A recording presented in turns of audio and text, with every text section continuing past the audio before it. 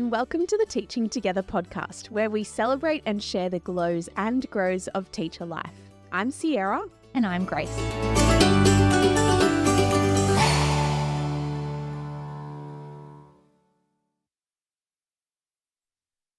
Well, wherever you are listening from, whether you're at the end of your holidays or a few weeks into term 3, we hope that the holiday break brought you some much needed rest and that it was an absolute glow. For me, I'd have to say that having some time to just catch up on some of my life admin was super satisfying and actually a huge win because I managed to score $600 off my annual home and contents policy just by calling to see if they were giving me the best deal. Is this an ad? Honestly, I just don't have time for that kind of stuff or the mental space during the actual school term. So that was a huge glow for me this week. I'm so proud of you. My glow this week is that my sister bought me the book Tokyo Vice for my birthday after I specifically requested it, which is currently a television series with Ken Watanabe and Ansel Elgort, and it is fantastic. And I watched the first couple of episodes of the TV show like a year ago and was like, this is fantastic. I want to read the book that this is based on. So I stopped watching and I'm like a quarter of the way through and it's met all my expectations so far, which is a massive relief because I had high expectations because it's a book written by a journalist. So it should be well written and also on some really fascinating subject matter. So it's been fantastic so far. So instead of leveling up in the adulting game, like Sierra's done, I'm just spending more time on my couch with my dog reading. But my dog loves it. So how could I say no to her? If she wants me to sit on my couch, then I have to sit on my couch and read.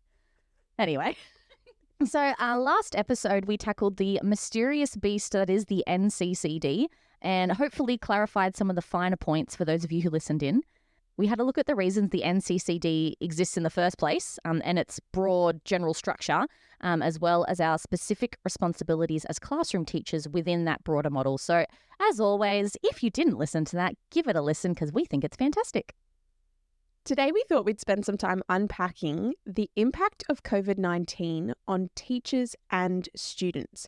There's been a lot of discussion and research that's gone into this, and so we're going to have a look at what the data tells us, but also how we might move forward in the coming years. But first, it's time for tea. Very excitingly, during the holidays, I started moving into my new kitchen. I have basically not had a real kitchen for about 2 years. And living in this kind of makeshift version of my worksite house while we've been renovating. And so I finally got my new kitchen and I've started moving all my things across, and it's so much washing and dishes and things to clean before I put it away. But it's a very exciting but also quite an overwhelming process. Trying to decide where everything should go is actually such a mental battle. But one thing that I really wanted to do was have a dedicated tea drawer.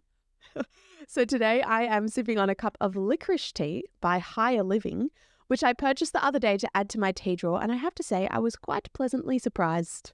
I'm so happy for you and your tea drawer because I have a tea cupboard in my little granny flat and it brings me so much joy. So it is very nice to be able to walk into your house and for there to be, first of all, actual floor that I can wear socks on and a tea drawer. It's very exciting. And to exactly no one's surprise, I am once again enjoying T2's French Earl Grey, which is largely because if you were listening last episode, you would know that I now have my own stash at Sierra's house, which is where we record all our episodes. And I'm just overjoyed by this fact. So in today's episode, we're thinking about Shudder, COVID-19, which for some people was a genuinely traumatic experience and for others, not so much. But I think we can agree in Australia, generally, compared to the rest of the world, we had it pretty easily. I mean, we live in New South Wales. We didn't have to suffer through the lockdowns that Melbourne did. But compared to global statistics, we came out pretty well from COVID generally. And I know we don't really need to explain to anyone what COVID-19 was or technically still is. But we had 2 significant lockdowns in New South Wales, which were relatively tame. I mean, they sucked, but, you know, we did what we had to do. I only ever had COVID one time fingers crossed that that's still the case when this comes out. And it actually sucked so much. The first couple of days were great because I got to binge watch some romantic comedies from the early 2000s, which is the peak period, the golden age of romantic comedies, most of them starring Sandra Bullock. What an icon. Wait, sorry, can I interject here? Always. Every time, The Blind Side, not that that's a rom-com, but yes. The Blind Side, one of her most fantastic pieces of work. Every single time I go shopping, I hear her in my brain that says, if you don't love it in the store, you won't wear it at home. That's so true. True fictional Sandra Bullock. Oh, yes. So thank you, Sandra, for literally guiding all my shopping decisions. Also, 2 weeks notice. If you have not seen that film, you need to see it. Sandra Bullock, Hugh Grant, a kind of like frenemies, like colleagues to lovers thing. It is fantastic. I've watched it many a time. That really got me through COVID. Anyway, during the worst of COVID, which in Australia was in 2020, I was still working as a TA actually, and I'd only really just started my teaching degree properly. And at this stage, I was working 4 half days a week. So Monday, Tuesday, Wednesday, Thursday from the beginning of the day till lunchtime. And I was actually required by my school to still physically come into work. And I actually came to really enjoy the COVID schooling experience from a teaching assistant perspective because I got to spend a lot of time with about a dozen or so year 5 and 6 students.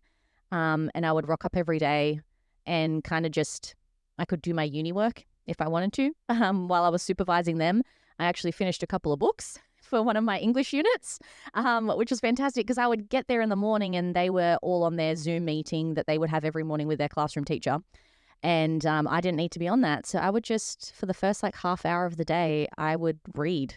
And I was reading The Gathering by Isabel Carmody, which is a fantastic young adult fantasy novel, which was for my fantasy English unit at uni.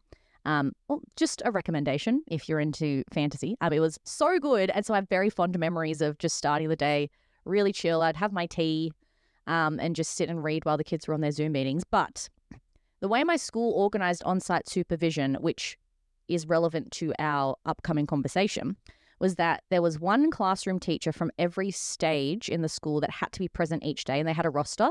So they tried to only need to come in 1 or 2 days a week. And they were technically in charge at school, but they also still had to do all of the online teaching as well. So they had to run their class Zoom meetings, and we used Canvas as our online platform, kind of like Google Classroom. They had to manage all of that stuff. They had to be posting the content. They had to be marking the submissions. They had all this stuff that they had to do while they were at school supervising the students who were there.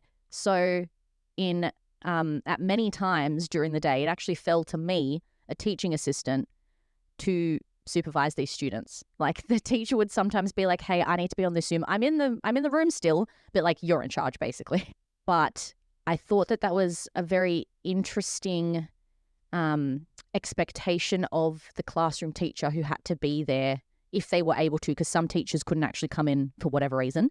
They had to stay at home. But yeah, I just found that very interesting that they were expected to basically do 2 jobs at once. Like monitoring all the online stuff was basically a completely separate full-time job to being the classroom teacher on site at that point. And so I'm glad that I was there. I was the only teacher's assistant in stage 3 at that time. So I'm glad I was there to kind of relieve some of that pressure for them. But I can understand how stressful that would have been, especially if there were like behavioral issues with the kids who were at school. Thankfully, there weren't any. And I was often available to answer quick questions like, I don't know how to submit this on Canvas or whatever. So I could troubleshoot. But yeah, I found that really interesting, and we'll get into a deeper discussion about workloads and how COVID impacted that for teachers and all that sort of stuff. But from my perspective, not as a classroom teacher, but as a teaching assistant during COVID, I actually really enjoyed it because I prefer working with smaller groups of people. And I got to see the same kids every day. Kind of, we got into a routine. It became the new normal.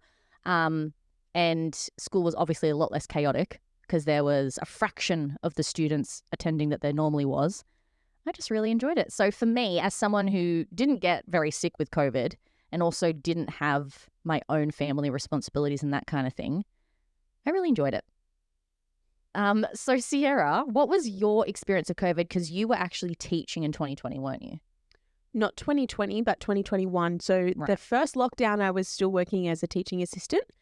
And I know that I went into work, but I honestly don't remember much about what I did. I think they were getting us to, just do a lot of behind the scenes stuff, helping teachers make sure that their work was online. And I think from memory, we did have a few Zoom. We tried to do Zoom multi-lit or yes, that we did sort that of thing. too. So but I was also only at school 3 days a week at that time. So, and then 2021 was when I started working full time as a TAS and science teacher at a different school.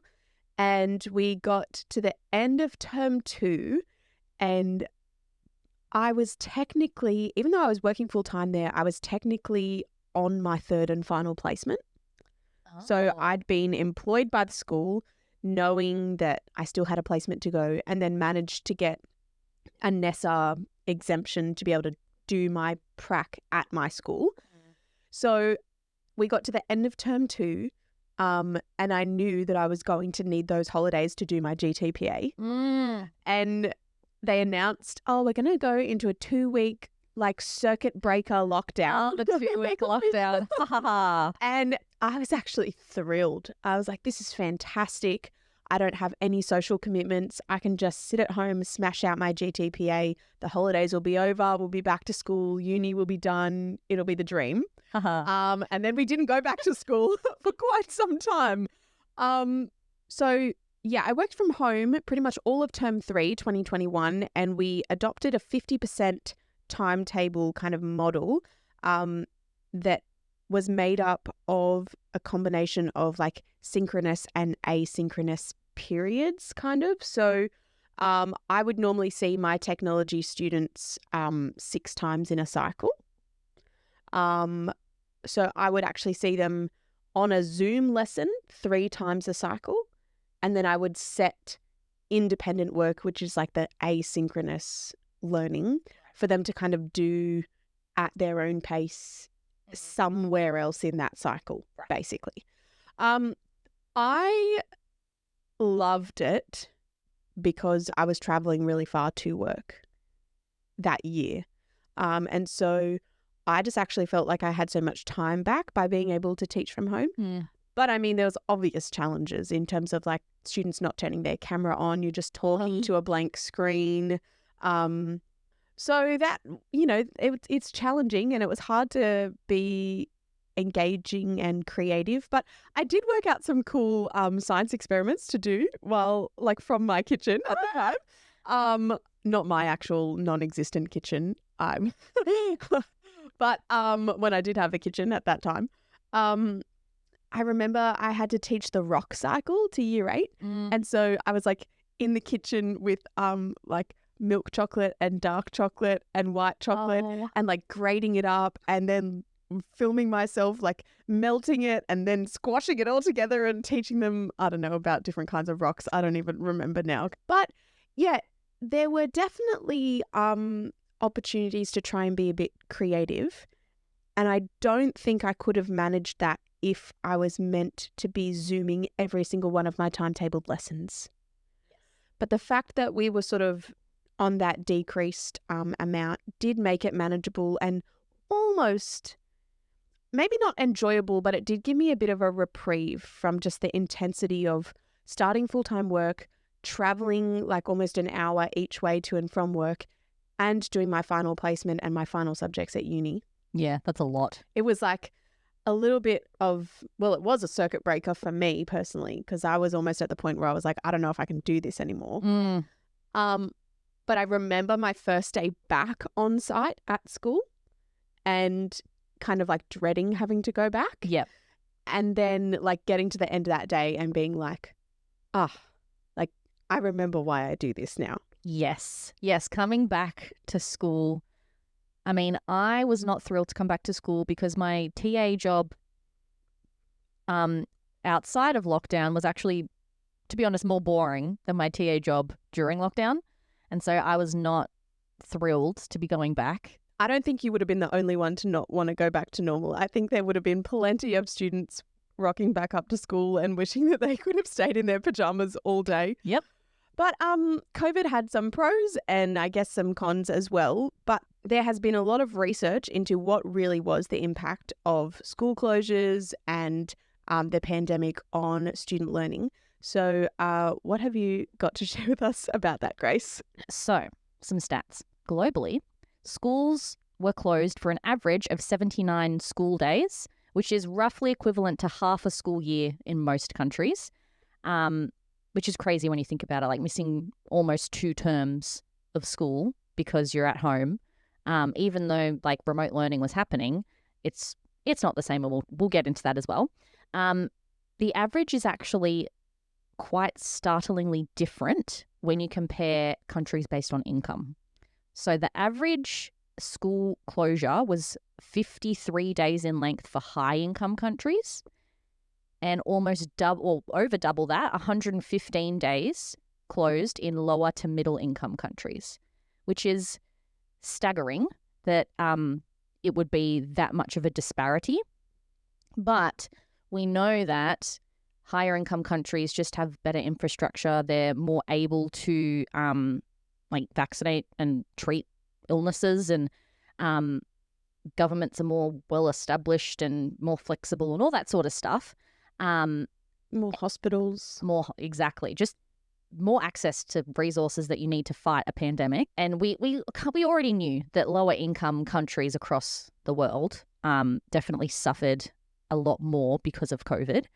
And like I said before, in Australia, we were very fortunate to, on the whole, experience a relatively tame version. Of course, individual experiences differed, but just generally on average, compared to other countries, we did pretty well. And basically, you will be very unsurprised to learn that lots of different research papers and reviews of a bunch of different studies have found that across the board, students suffered a learning deficit because they didn't get to go to school during the pandemic. Not very surprising. And one of the reasons this is because the pandemic exacerbated educational inequalities, which is basically to say that low-income families who were already disadvantaged suffered greater disadvantage when they had to go home because, for example, they don't have a computer, or maybe they have one computer in the family and mum or dad needs it for working purposes, or they don't have a stable internet connection, or there's like 6 kids in the house and you as the oldest need to take care of your siblings rather than doing your schoolwork, or there's not a room in the house where you can go and do your schoolwork, that kind of thing. Maybe you don't have access to a pen or a pencil. That like basic stuff like that was just made a lot more impactful during the lockdown. Another thing that I also kind of didn't think about until I read it in this article was that closing schools induces substantial strain on both children and parents to accommodate for the loss of all the school functions. So, essentially, going to school is not just sitting in a classroom, which I kind of took for granted until I was reading this article, which, by the way, is titled The Impact of School Closures on Learning and Mental Health of Children, Lessons from the COVID-19 Pandemic, which was written in 2023. And this article kind of explained how when you go to school, it's not just sitting in a classroom and learning. It's the fact that you need to socialize with other students, and maybe you have excursions or sporting events. Maybe you're at a school where breakfast is served and that's the only hot meal you get for the entire day. Might be the only meal you get for the entire day. You might have access to extracurriculars through school that you don't get access to otherwise. All this stuff that creates a rich tapestry of, students' lives was just suddenly removed because of COVID. So unsurprisingly, this contributes to loneliness, which is not just a student thing. We know that's a whole human population thing, essentially. So again, none of this is very surprising, but I think it's important to kind of lay out as something that has been researched. And And another fun stat, I don't actually know if it's a fun stat, but a stat from UNICEF was that more than 168 million children globally have missed more than 1 year of formal schooling due to the pandemic. 168 million kids across the world missed more than 1 year of formal schooling. And if we think about the averages that I said, like 53 days missed school for high-income countries, 115 days for low to middle, that's an average. Hundreds of millions of kids did not go to school for an entire year because of COVID. And that means that they were missing out on socialization opportunities. That means they were missing out on extracurriculars. They were missing out on structure and routine. And potentially they were isolated from the one adult in their life that actually cares about them, which we say sometimes at school that some of our kids, unfortunately, it's really heartbreaking, but they come to school to be loved first because home life is just terrible. School is the safe place for a lot of them. Exactly. And quarantine measures definitely made it extremely difficult for children and parents and whoever to leave domestic violence situations. And this article mentioned something really startling that I didn't really think about, was that domestic violence cases obviously surged during the pandemic because people were trapped with their abusers, but instances of reporting and police intervention actually decreased because kids weren't at school, and often teachers, as mandatory reporters, are the people who make those reports because they notice what's going on with the kids, and they might be the only person who actually genuinely cares about that child in their life. And because these kids weren't going to school, they had nobody to stand up for them. And that was honestly devastating to read, especially when you think about the fact that, again, 168 million kids were out of school for more than a year. And if you extrapolate that to the worst case scenario, it's quite devastating. And on a less devastating note, if you're a teacher, you may have noticed that coming back after, self-isolation and quarantine, that kind of thing, your kids have the attention span of a goldfish. They may be a lot more fidgety, a lot more restless, just unable to concentrate. And a lot of that is because when you're at home in your pajamas and you don't need to turn your camera on a Zoom meeting for whatever, you could literally be asleep and your teacher doesn't know that. Like, you can miss classes, and because you're at home, like, how do you even enforce that as a teacher? How do you enforce coming to a Zoom meeting? Like, did you have, Sarah, anything along those lines when you were teaching online? I think we would take a roll at the start of the Zoom, but it was more just so that we had a record so that we could contact parents or communicate with parents if the students were continuing to not log in to our meetings or whatever. But it was really just more for our records, not for any consequences, if that makes sense. You can't really enforce it. It's just so that you know. So there's only so many emails and phone calls you can make, because you can't force the families to sit down with their kid, and you can't force this kid to sit down. Coming back to school, suddenly the routines are there and we're all expected to just go back to normal, quote unquote, whatever normal is. And when in my context, I'm teaching 5-year-olds who were born, or 5 or 6-year-olds who were born in 2018. So they were what? 2 or 3. 2 or 3. They have stayed at home a lot longer. Potentially some of them might not have gone to preschool programs. A lot of my kids did, but they've just been coddled a little bit more. And we've all seen those videos of COVID babies meeting a dog for the first time or whatever. And you're just kind of like, that is absolutely bizarre that my childhood is so fundamentally different from this kid because that child just had to stay at home for the first years of their life.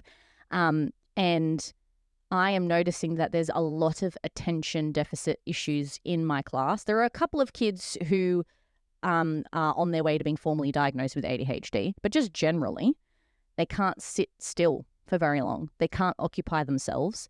They love watching anything on the smart board.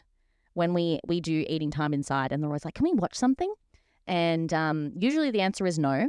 However, I have been indoctrinating them into the world of the original high five, because that's what I was raised on.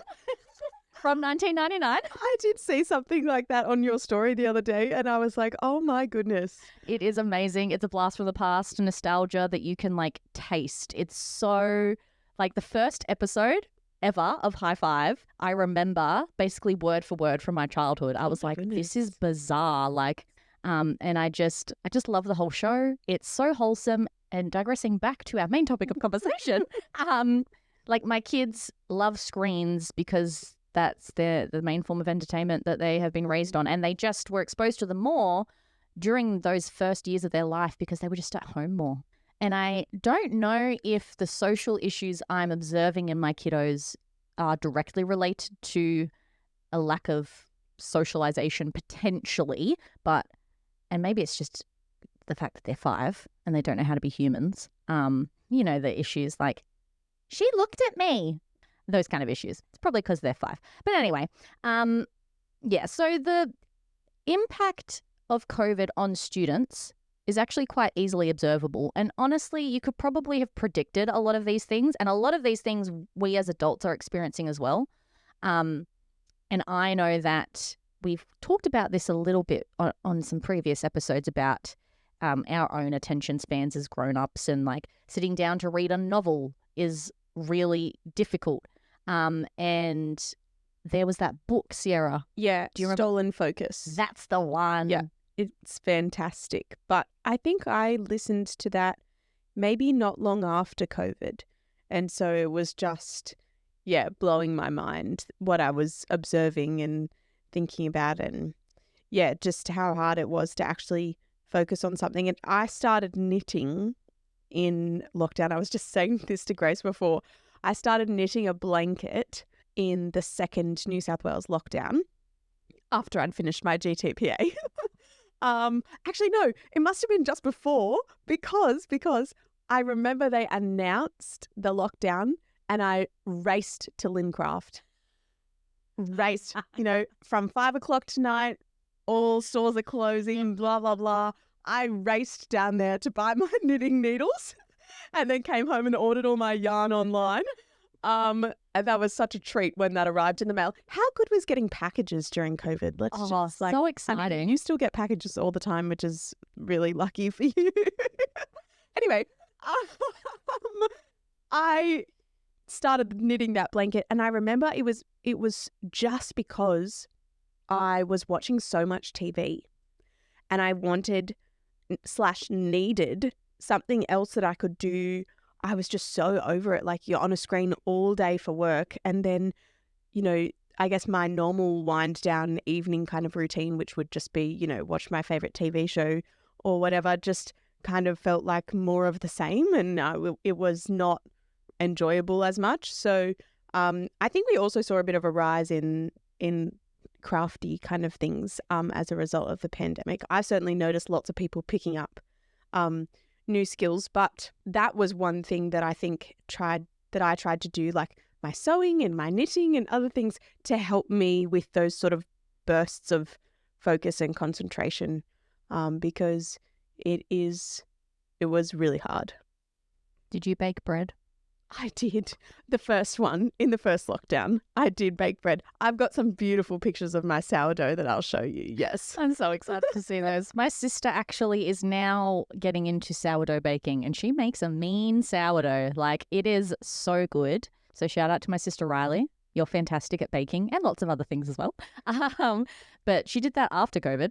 But yes, so impacts on students, kind of predictable. Impacts on teachers, also fairly predictable. However, the consensus from the research that exists is that teachers were already overwhelmed and overworked prior to the pandemic, and COVID-19 basically just exacerbated these issues to the point that governments and institutions actually had to do something about it. Teaching was just not a sustainable job anymore. And before we jump into the research, I wanted to say that, from my experience, teaching is a full-on job. And when you sign up to be a teacher, you sign up for a full-on job. It is more than full-time. If you let it, it can become your entire life. And I think that Sarah can speak more to this, but especially if you're trying to teach from home, it could very easily consume your every waking thought, because there's no delineation between being at work and then driving 45 minutes to an hour and being at home. You are at home doing work on your computer. So what's to make you get up from your chair and go do something else if you don't think to do that? And now that we're teaching back, in traditional face-to-face environments and that kind of thing, it still is very easy for me to stay back at work until like 5:30 because there are so many things to do. And teaching is one of those jobs where the to-do list is never going to be complete. There are always going to be jobs you need to do. There is always going to be an improvement you can make to a lesson plan. There are always going to be resources you need to laminate and cut and display and all that sort of stuff. And what has helped me personally is letting go of the perfectionism that I have carried my entire life and really only have just let go at the beginning of this year. Mostly due to the culture of collaboration and inquiry-based learning that my current school cultivates, because it means that lots of the stuff is student-led, which means that I need to take a step back and let them do some thinking before anything goes on the wall or whatever. And this has meant that I need to let go of some of the smaller things that I would normally fret over, like a classroom display that I could spend an entire afternoon after work making. And honestly, from personal experience, that has really helped me. I say this as someone who, again, didn't teach during COVID, but teaching is a work of heart. If you've seen any of those beautiful mugs or lanyards, it is a work of heart.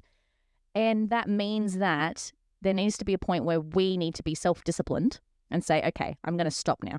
I'm going to, there's all, on Instagram, it's always, I'm going to leave at contract time or whatever.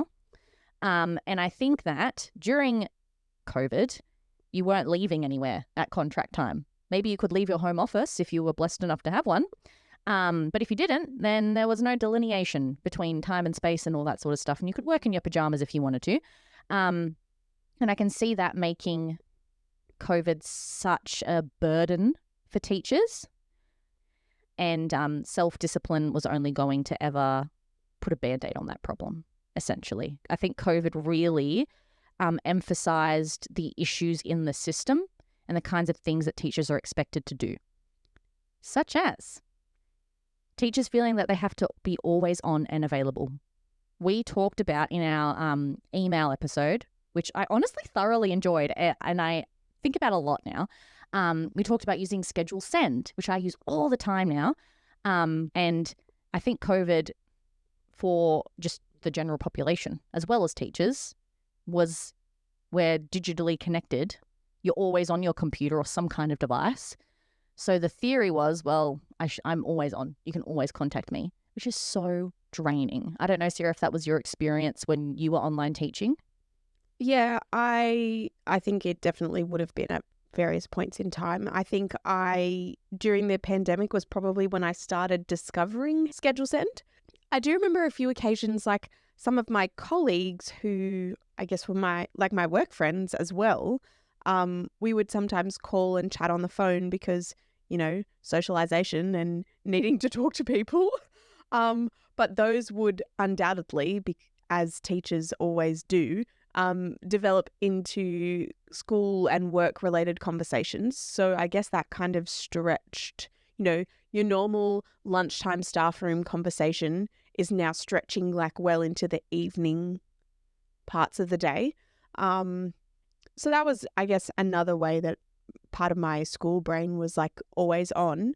But yeah, I don't know. I just really think that by that point, not that I was really far into my career. I was about 6 months into full-time teaching, but I'd just made some really intentional decisions, like we talked about on the email episode, about having those kinds of boundaries. And it is definitely harder, and not having the white space and decompression time in the car, traveling to and from work, as much as I used to hate my commute, that was definitely something that I noticed, like you talked about, people just sort of, the lines are blurred. And we know that that was the case for pretty much everybody who was working from home. So we can see how teachers burnt out, especially because lots of teachers had to learn how to use online platforms basically immediately. in the space of like a day. It's like, okay, we're moving on to online learning and you have had no formal training and your school doesn't use this kind of platform all the time. But now you're going to be using it full time and you need to be good at it. I was thinking about that before. I mean, not that I'm ever really particularly grateful for COVID, but even if it just had have happened 4 or 5 years before, I think it would have been so much harder to move to online. Like, at least in my experience in all the schools that I was working in and did pracs in and whatever at that time, in that sort of 2019 to 2022 period, high schools mostly used online learning management systems to some degree. We definitely had to up how frequently we were using them, what sort of features we were using on them. And yes, no one knew what Zoom was before COVID, Microsoft Teams, all of those sorts of things. Yeah, there was definitely a lot of new technology to learn, but how much harder and how much worse it would have been if it was 4 or 5 years earlier. Yes, I completely agree. And actually, somewhere in my research, I read that like efforts were being made to better integrate digital technologies already. And so the pandemic kind of spurred that along, kind of forced teachers to be flexible and adaptable and adopt these new technologies. But from my experience observing other teaching teams at the school that I was at previously during COVID, it was the younger quote unquote digital natives, which they're not really digital natives. These are like millennials. But the millennials who were much more comfortable using this kind of technology, they were spearheading the change. And I can only imagine the stress that would have caused if you weren't comfortable with digital technology, because I'm someone who has grown up with computers my entire life. So for me, I was like, oh yeah, we'll just jump onto Canvas or whatever. I could see that working. Not that I had to do that again because I wasn't teaching. But yeah, there was just so many things changed so quickly, and it was just so overwhelming for so many people. And one of the last things I wanted to mention about COVID and teachers was that this article titled "Under Pressure and Overlooked: The Impact of COVID-19 on Students in New South Wales Public Schools" from the Australian educational researcher said that they did a bunch of interviews with teachers, which were really, really interesting.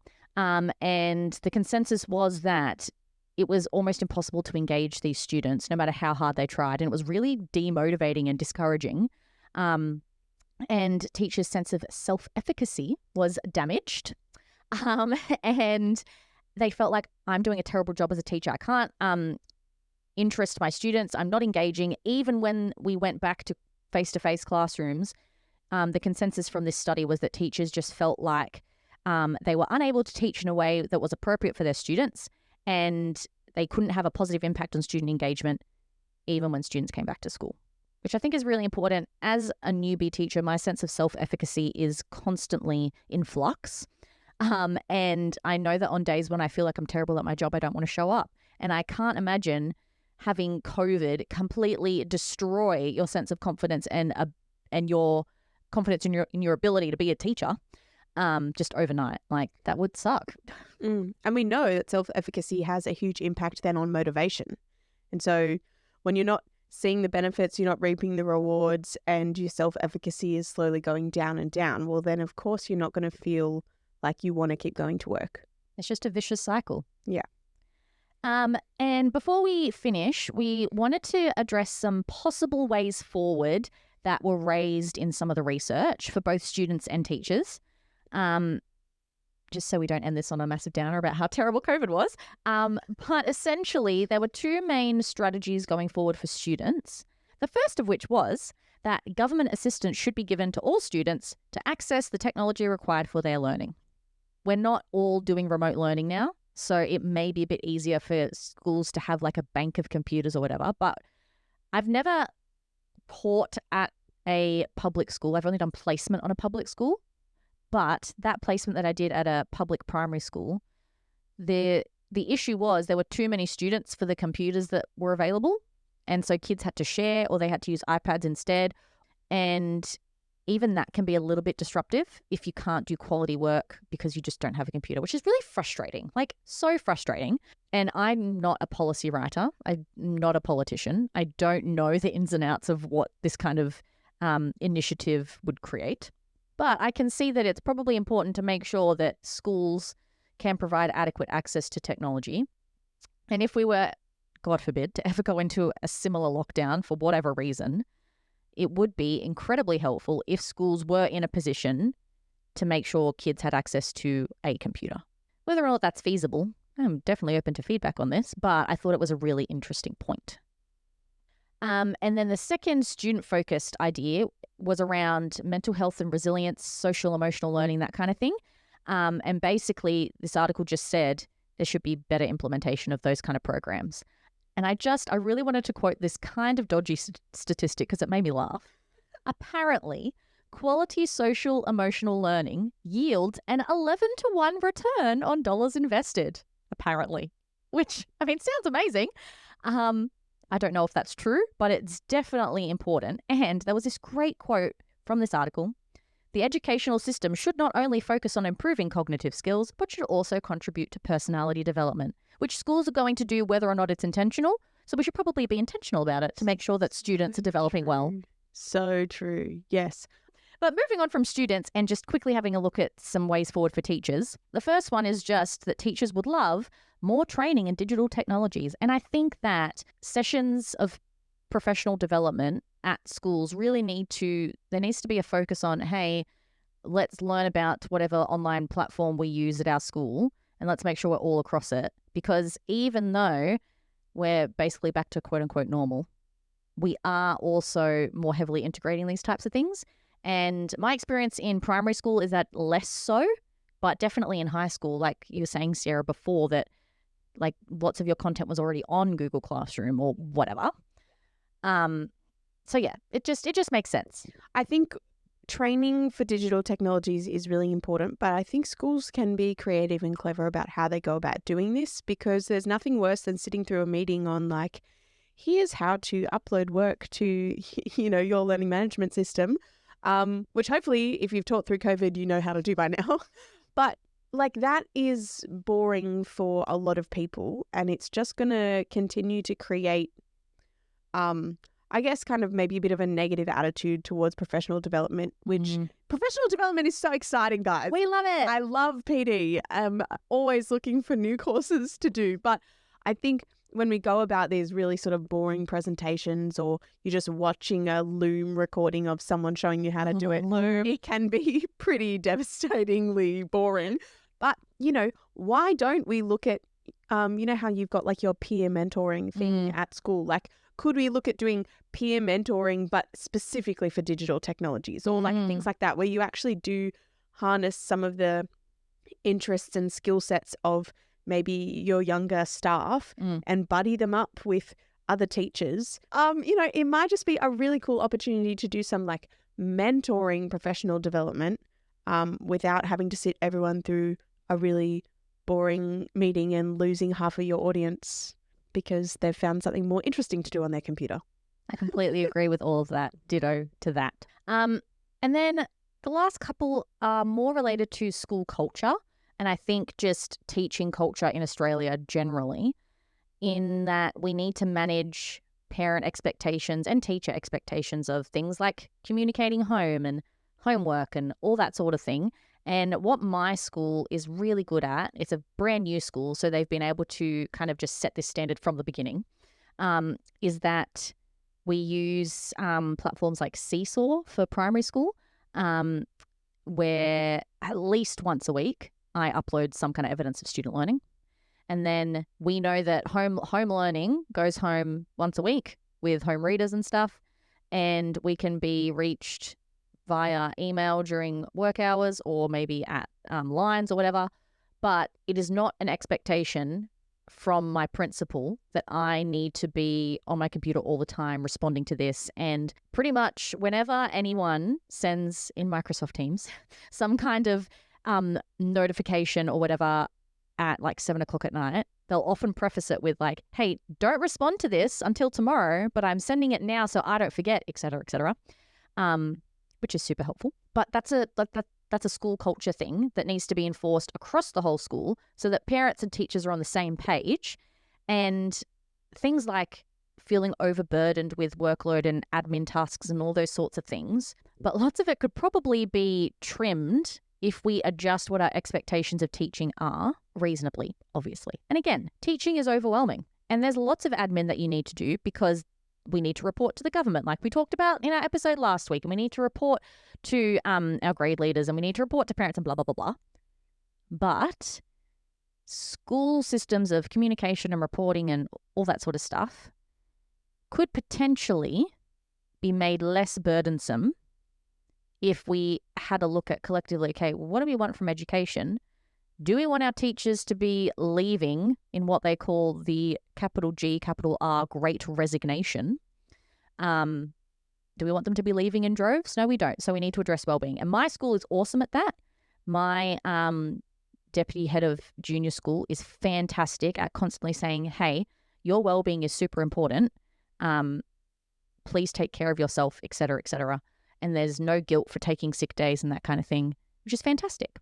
And that's just my 2 cents as someone who has zero leadership experience or policy experience or anything like that, but is a teacher. Well, COVID-19 was no doubt a challenging experience for everybody, but we really hope that through listening to this and unpacking some of the research, you can be maybe reminded and refreshed of some of the things that you learned through that experience, and that we can walk away out of the pandemic with a stronger focus on how we can support the social and emotional learning of our students, the work-life balance of our teachers, and also think about how we can really effectively be supporting each other to use digital technologies, because it's just getting bigger and bigger. As always, we would love you to leave us a review if you enjoyed today's episode. 5 stars is always a delight, or a written review on Apple Podcasts is also really helpful to help more teachers find our show, which would be fantastic. We'll see you next time. Bye!